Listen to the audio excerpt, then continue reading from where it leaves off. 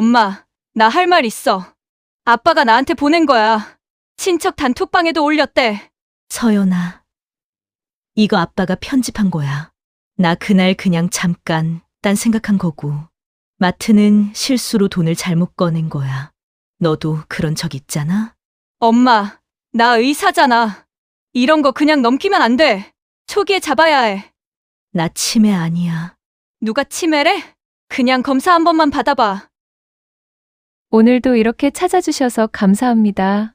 이야기에 앞서 구독과 좋아요는 영상 제작에 아주 큰 힘이 됩니다. 이 이야기는 실화를 바탕으로 제작되었으며 사연자의 신원보호를 위해 각색되어 송출됨을 알려드립니다. 아침마다 나는 제일 먼저 눈을 뜬다. 남편보다 30분 일찍. 이건 결혼하던 해부터 지금까지 한 번도 바뀐 적이 없는 순서다.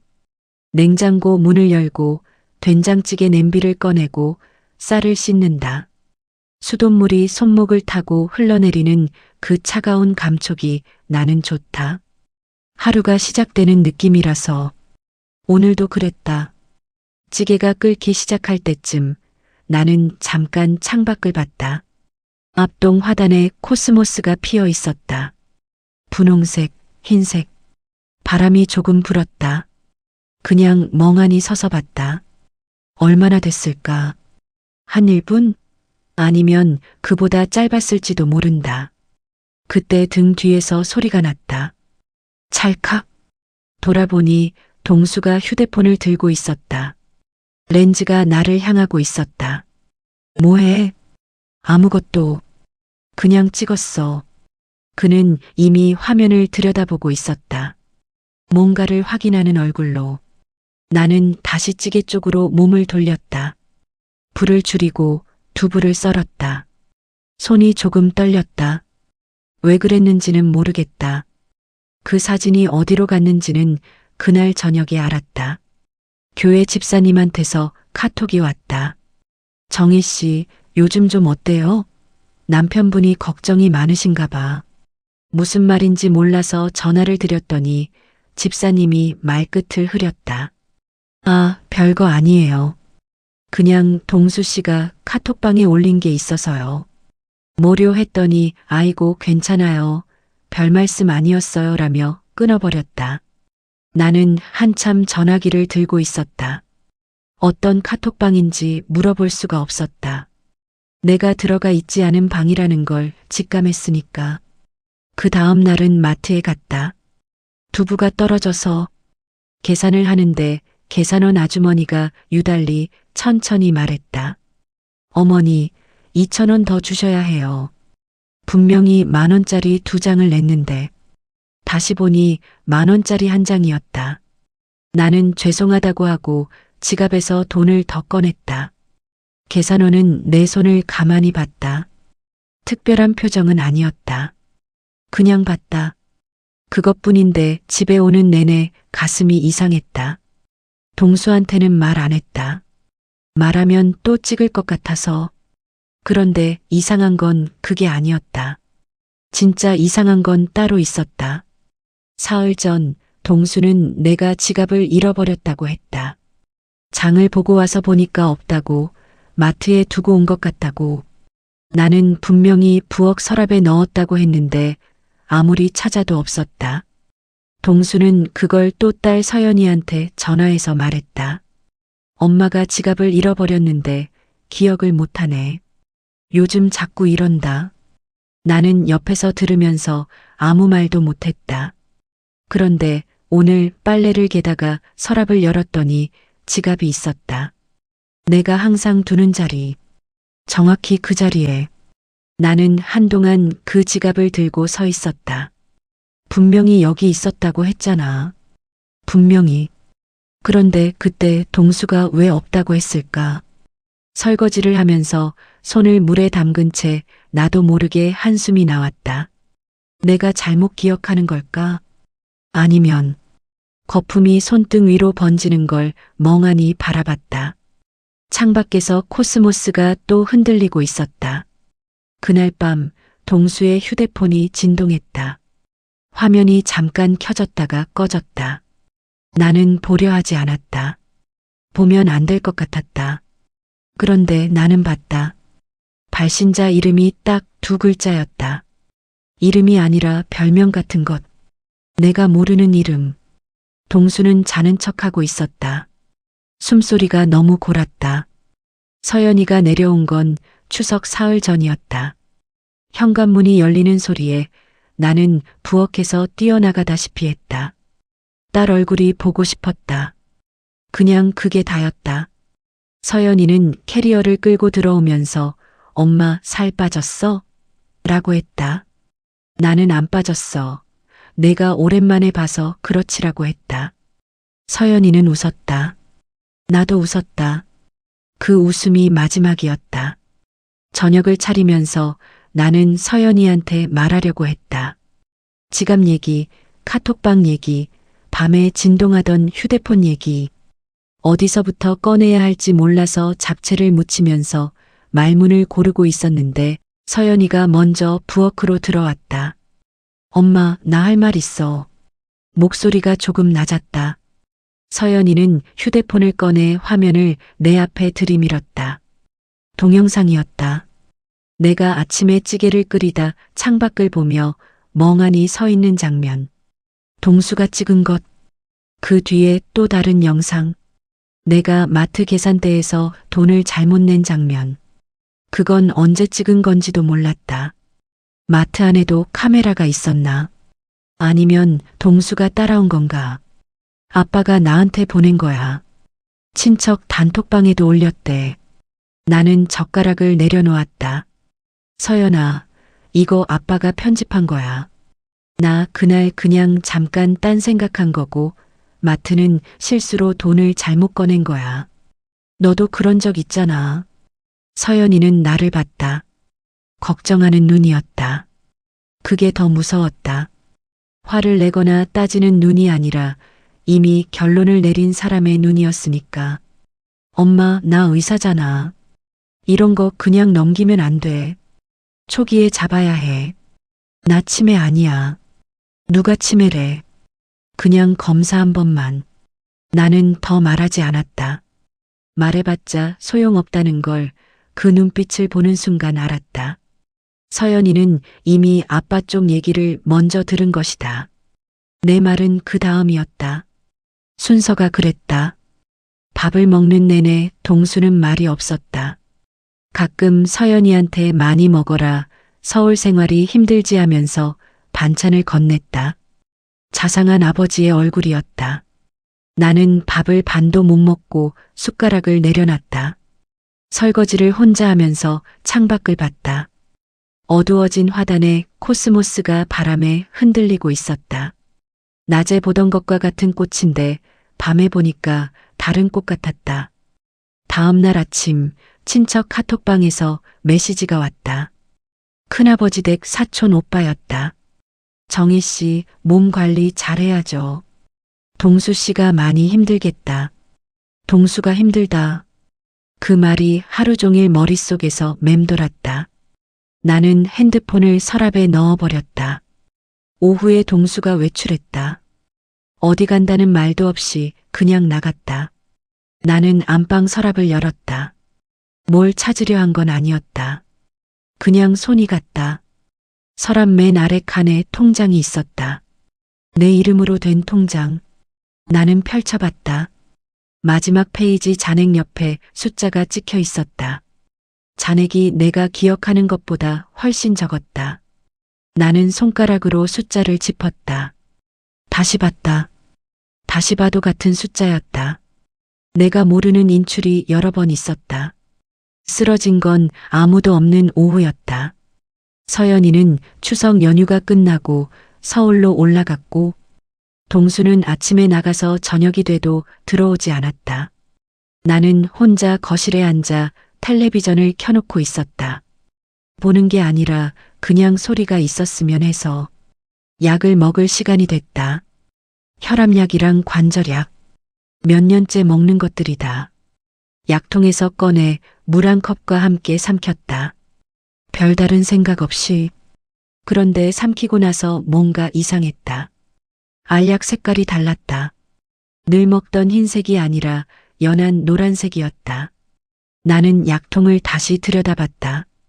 분명히 내 약통인데 그냥 제약회사가 바뀐 건가 싶었다. 그럴 수도 있으니까. 나는 소파에 다시 앉았다. 얼마나 지났을까? 눈꺼풀이 무거워졌다. 이상하게 무거웠다. 낮잠이 오는 것과는 달랐다. 몸이 가라앉는 느낌이었다. 일어나려고 했는데 다리에 힘이 없었다. 텔레비전 화면이 2개로 보였다. 나는 소파 팔걸이를 잡으려다 그냥 옆으로 쓰러졌다. 마지막으로 들린 건 텔레비전 소리였다. 눈을 뜨니 천장이 흰색이었다. 병원 천장이었다. 형광등이 너무 밝아서 눈을 찡그렸다. 옆에서 기척이 났다. 서연이었다. 서울에서 내려온 것이다. 얼굴이 하였다. 엄마, 나 알아봐? 알지. 왜 그래? 서연이가 숨을 크게 내쉬었다. 그제야 내 팔에 링거 바늘이 꽂혀 있는 게 보였다. 동수는 침대 발치 쪽 의자에 앉아 있었다. 팔짱을 낀 채로. 내가 눈을 뜨자 그는 곧바로 휴대폰을 들었다. 찰칵. 나를 찍었다. 링거 맞고 누워있는 나를. 봐라, 이 정도야. 상태가. 서연이가 고개를 돌렸다. 아빠, 지금 그게 뭐 하는 거야? 동수는 대답하지 않았다. 화면을 들여다보며 뭔가를 입력하고 있었다. 나는 눈을 감았다. 천장을 보고 싶지 않았다. 서연이가 담당 레지던트와 얘기를 나누는 소리가 들렸다. 서연이도 의사니까 전문적인 용어들이 오갔다. 나는 알아듣지 못했다. 그러다 서연이 목소리가 갑자기 낮아지는 게 느껴졌다. 이 성분이요? 처방 기록에 없는 건데요. 복도로 나가는 발소리. 동수는 여전히 의자에 앉아 있었다. 창밖을 보고 있었다. 나는 그의 옆 얼굴을 봤다. 40년을 같이 산 얼굴인데 낯설었다. 언제부터 낯설어진 건지 모르겠다. 아니면 원래부터 몰랐던 건지. 한참 뒤 서연이가 들어왔다. 표정이 아까와 달랐다. 뭔가를 결심한 얼굴이었다. 서연이는 내 손을 한번 꽉 잡았다가 놓았다. 말은 하지 않았다. 동수 쪽을 힐끔 봤다가 다시 나를 봤다. 엄마, 좀 쉬어. 내가 있을게. 동수가 자리에서 일어섰다. 나 잠깐 나갔다 올게. 주차 정산해야 해서. 아무렇지도 않은 목소리였다. 그는 나가면서 문을 소리 없이 닫았다. 서연이는 동수가 완전히 사라진 걸 확인하고 나서야 내 쪽으로 몸을 기울였다. 엄마, 집에 약통 어디 있어? 내가 가져와야 할 것 같아. 나는 서연이 눈을 봤다. 딸의 눈이 흔들리고 있었다. 걱정이 아니었다. 그건 분노였다. 아직 말은 못하지만 이미 뭔가를 알아버린 사람의 눈이었다. 퇴원은 사흘 뒤였다. 서연이가 짐을 챙겨줬다. 링거 자국이 남은 팔에 긴 소매를 끌어내리면서 나는 병실을 한번 둘러봤다. 창밖으로 병원 주차장이 보였다. 동수 차가 보이지 않았다. 서연이는 아무 말 없이 캐리어를 끌었다. 집에 오는 차 안에서 서연이가 처음으로 입을 열었다. 엄마, 나 며칠 있을게. 나는 고맙다고 했다. 서연이는 대답하지 않았다. 운전하면서 입술을 꽉 다물고 있었다. 뭔가를 참는 얼굴이었다. 나는 더 묻지 않았다. 집에 돌아오니 동수는 없었다. 신발장에 구두도 없었다.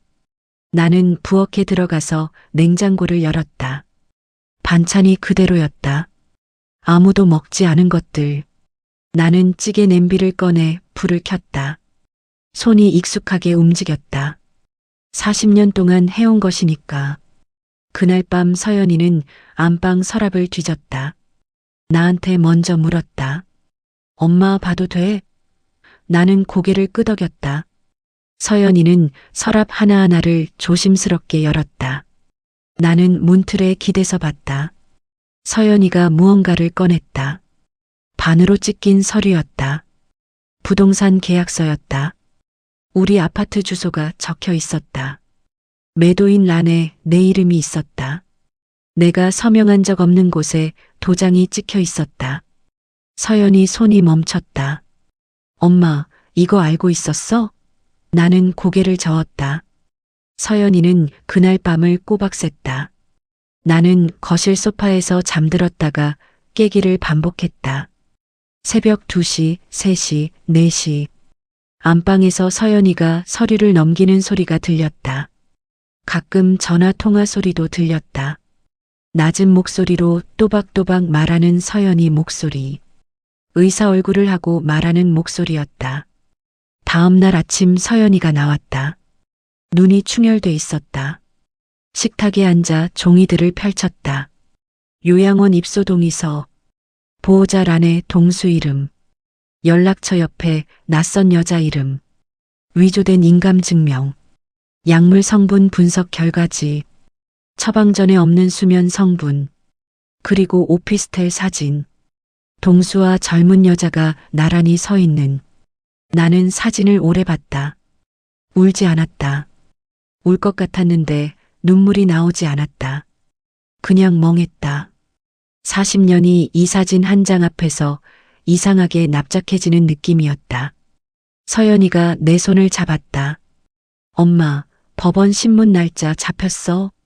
아빠가 신청한 성년후견인 신문이야. 거기서 엄마가 직접 말해야 해. 내가 옆에 있을게. 나는 서연이 손을 꼭 쥐었다. 신문날 아침 새벽 4시에 눈이 떠졌다. 잠이 온 게 아니었다. 그냥 눈이 떠졌다. 부엌으로 나가 물을 한 잔 마셨다. 서랍을 열었다. 인감도장이 있었다. 내 이름이 새겨진 것. 결혼할 때 친정 어머니가 만들어준 것. 손바닥에 올려놓고 한참 봤다. 작고 차가웠다. 나는 그것을 주머니에 넣었다. 법원 신문실 안은 조용했다. 동수는 양복을 입고 있었다. 내가 몇 년 전 사준 넥타이를 하고 있었다. 그는 침착하게 말했다. 아내는 판단 능력이 없습니다. 나는 천천히 자리에서 일어섰다. 오늘 날짜는 2024년 10월 17일입니다. 우리 집 통장 비밀번호는 결혼기념일이에요. 40년간 우리 집 재산이 어떻게 흘렀는지, 어느 통장에서 언제 얼마가 빠져나갔는지 제가 다 말씀드릴 수 있어요. 서연이가 서류를 테이블 위에 올려놓기 시작했다. 약물 성분 분석 결과, 처방전과 다른 수면 성분, 의사와의 금전 거래 문자 기록, 부동산 금매 계약서, 요양원 입소 동의서, 오피스텔 사진. 동수의 손이 테이블 위에서 떨리고 있었다. 넥타이가 비뚤어졌다. 나는 그를 봤다. 마지막으로 한 문장을 했다. 치매는 내가 아니라 당신 양심이야. 신문실이 조용해졌다. 동수는 처음으로 아무 말도 하지 않았다. 창밖에 햇빛이 들어오고 있었다. 집으로 돌아온 건 저녁 무렵이었다. 서연이가 운전했다. 차 안에서 우리는 말이 없었다. 라디오도 켜지 않았다. 그냥 창밖을 봤다. 가로수가 지나가고 신호등이 지나가고 편의점 불빛이 지나갔다. 평범한 저녁 풍경이었다. 세상은 아무것도 달라지지 않은 얼굴로 거기 있었다. 현관문을 열었다. 냄새가 났다. 우리 집 냄새, 된장 냄새, 오래된 나무 냄새, 그리고 뭔지 모를 익숙한 냄새. 40년 동안 내가 만들어 온 냄새일 것이다.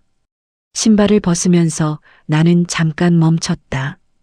신발장 안에 동수 구두가 없었다. 어젯밤부터 없었다. 아마 한동안 없을 것이다. 서연이가 불을 켰다. 거실이 환해졌다. 나는 소파에 앉지 않고 그냥 서 있었다. 벽을 봤다. 가족 사진이 걸려 있었다. 서연이 대학 입학식 때 찍은 것. 우리 셋이 나란히 서 있었다. 동수가 웃고 있었다. 나도 웃고 있었다. 서연이도 웃고 있었다. 그 사진을 한참 봤다. 부엌으로 가서 가위를 꺼냈다. 서연이가 뒤에서 봤다. 말리지 않았다. 나는 사진을 벽에서 떼어내 식탁 위에 올려놓고 동수가 있는 부분만 잘랐다. 가위질 소리가 거실에 울렸다. 한 번, 두 번. 잘린 조각이 식탁 위로 떨어졌다. 동수의 웃는 얼굴이 바닥을 향했다. 창문을 열었다. 바람이 들어왔다. 서늘했다. 바람이 식탁 위 잘린 조각을 건드렸다. 조각이 뒤집혔다. 나는 보지 않았다. 서연이가 옆으로 왔다. 엄마, 밥 먹자. 나는 고개를 끄덕였다. 냉장고를 열었다. 찌개 냄비가 있었다. 서연이가 며칠 전에 끓여놓은 것. 불을 켜고 데웠다. 우리는 나란히 부엌에 서 있었다. 말은 없었다. 그냥 그 자리에 같이 있었다. 밥상을 차리면서 나는 손을 봤다. 주름진 손이었다. 거칠었다. 40년 동안 밥을 하고 빨래를 하고 설거지를 하고 아픈 사람 간호를 하던 손. 이 손이 내 손이었다. 누군가가 치매라고 불렀던 손. 판단 능력이 없다고 했던 손. 나는 그 손으로 숟가락을 집었다. 서연이와 마주 앉아 밥을 먹었다. 찌개가 따뜻했다. 서연이가 두부를 내 그릇에 건넸다. 나는 받았다. 서연이가 밥을 한 숟갈 크게 먹었다. 나도 먹었다. 말이 없었다. 그래도 괜찮았다. 밥을 다 먹고 나서 나는 안방으로 들어갔다. 서랍을 열었다. 아침에 주머니에서 꺼내놓은 인감도장이 거기 있었다. 손에 집어들었다. 차가웠다. 내 이름이 새겨진 것. 나는 그것을 서랍 안에 넣었다. 조심스럽게, 그러나 단단하게. 서랍을 닫는 순간 이상하게 숨이 내려앉았다. 오랫동안 참았던 숨이 한꺼번에 내려가는 것처럼. 나는 침대 끝에 걸터 앉아 손을 무릎 위에 올려놓았다. 창밖에서 바람 소리가 들렸다. 40년이 지나갔다. 억울한 것도 있었다. 아직 덜 울었다는 것도 알았다. 밤에 혼자 울 날이 더 있을 것이다. 모든 게 깔끔하게 끝난 게 아니었다. 통장 문제도 남아있고 서류 문제도 남아있고 앞으로 어떻게 살아야 하는지도 몰랐다. 그래도 오늘 밥은 먹었다. 서연이가 안방 문을 두드렸다. 엄마, 나 며칠 더 있을게. 그래. 짧은 대답이었다. 그것만으로 충분했다. 나는 다시 서랍을 열었다. 인감도장을 꺼내 손바닥에 올려놓고 한 번 더 봤다. 작고 단단한 것. 내 이름이 새겨진 것. 아무도 빼앗지 못한 것. 창밖에서 바람이 또 불어왔다. 나는 도장을 다시 서랍에 넣었다. 이번엔 더 깊숙이. 나는 다시 서랍을 열었다. 인감도장을 꺼내 손바닥에 올려놓고 한 번 더 봤다. 작고 단단한 것. 내 이름이 새겨진 것. 아무도 빼앗지 못한 것. 그 순간 이상하게 눈물이 났다. 참으려 하지 않았다. 그냥 뒀다. 소리도 없이 그냥 흘렀다. 억울해서가 아니었다. 무서워서도 아니었다. 40년을 살아냈다는 것이, 그 40년이 끝내 내 것이었다는 것이 갑자기 실감이 나서였다. 설거지하면서 흘린 한숨들, 카톡방에서 수군거리던 사람들, 병실 천장을 보며 눈을 감던 밤, 법정에서 무릎이 떨리면서도 일어섰던 그 순간, 그것들이 전부 나였다. 누군가 나를 지워내려 했다. 치매라는 이름을 붙이고 영상을 찍고 서류를 위조하고 약을 바꿨다. 그래도 나는 여기 있었다. 밥을 먹었고 숟가락을 들었고 내 이름을 말했다. 나는 도장을 서랍에 넣지 않았다. 그냥 손에 쥐고 있었다. 창가로 걸어갔다. 창문을 열었다. 바람이 들어왔다. 아파트 불빛들이 저 아래 켜져 있었다. 저 집들에도 누군가의 40년이 있을 것이다. 다들 말 못할 것들을 안고 밥을 먹고 잠을 자고 아침을 맞을 것이다. 나는 도장을 손 안에서 한번 꽉 쥐었다. 그리고 창문을 닫았다. 서연이가 안방 문을 두드렸다. 나는 대답하지 않고 문을 열었다. 서연이 얼굴을 봤다. 딸 얼굴이었다. 그냥 그 얼굴이 좋았다. 들어와. 같이 있자. 서연이가 들어왔다.